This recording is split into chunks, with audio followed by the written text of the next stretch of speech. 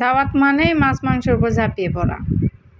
তার মানে যত পারো তুমি দাওয়াতেতে আইটেম বাড়াতে পারো। মাছ থাকতে হবে, মাংস থাকতে হবে, মুরগি থাকতে হবে।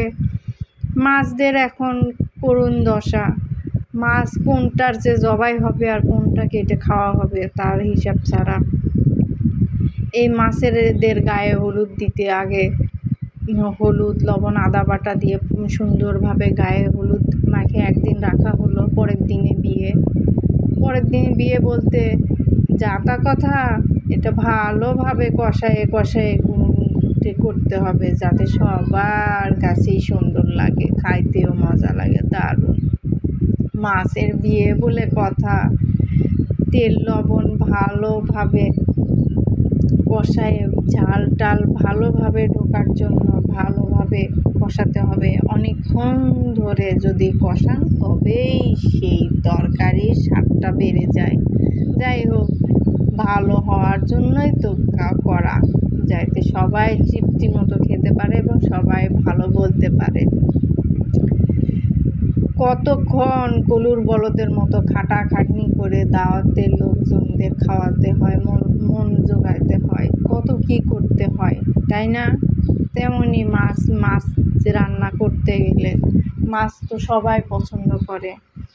কম বেশি মাংস অনেকে দেখা যাচ্ছে মাংস পছন্দ করে না।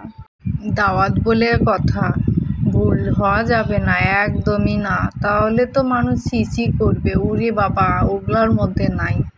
সুন্দরভাবে রান্না করতেই হবে আমাকে, আমি যে অবস্থায় বাঁচি মরি, আমাকে রান্নাটা সুন্দর করে সবাইকে পরিবেশন করে খাওয়াতে হবে। সবাই যেন তৃপ্তি করে বলে ওয়াও, অনেক টেস্টি, অনেক মজা। যতক্ষণ আমি কষাবো ততক্ষণ আমার এই রান্নার টেস্টটা দ্বিগুণ বেড়ে যাবে।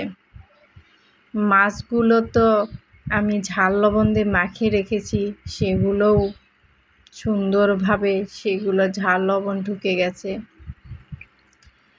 জালটাও না যখন তখন আপনি জোরে হয়, কত যে হাতের ছ্যাঁকা খালাম আর হলাম।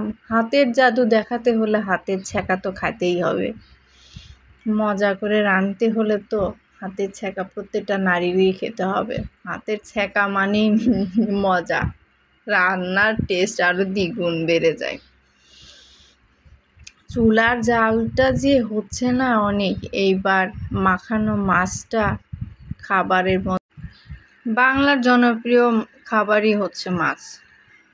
মাছ যে এত ফেভারিট আর এত পছন্দ, যা মাংস বলেন আর মুরগি বলেন দুটার চেয়ে আলাদা, বিপরীত দিক। যা সব ক্ষেত্রেই মাছটা খাওয়া যায়।